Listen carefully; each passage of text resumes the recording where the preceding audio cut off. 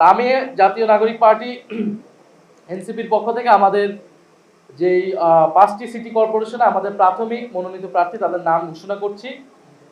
ঢাকা দক্ষিণ city corporation নির্বাচনে NCP মনোনীত মেয়র পদপ্রার্থী জনাব আসিফ মাহমুদ সজীব ভুইয়া মুখপাত্র।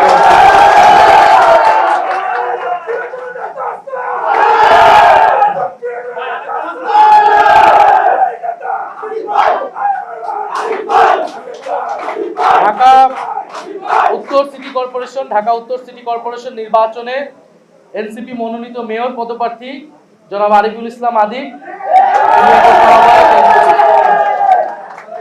কুমিল্লা সিটি কর্পোরেশন নির্বাচনে এনসিপি মনোনীত মেয়র পদপ্রার্থী জনাব অ্যাডভোকেট তরিকুল ইসলাম, আহ্বায়ক জাতীয় যুব শক্তি। রাজশাহী সিটি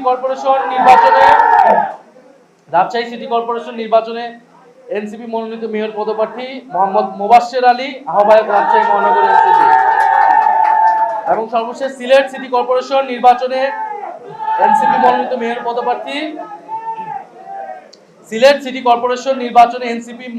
মেয়র পদপ্রার্থী অ্যাডভোকেট আব্দুর রহমান আফজাল, আহ্বায়ক সিলেট মহানগর এনসিপি।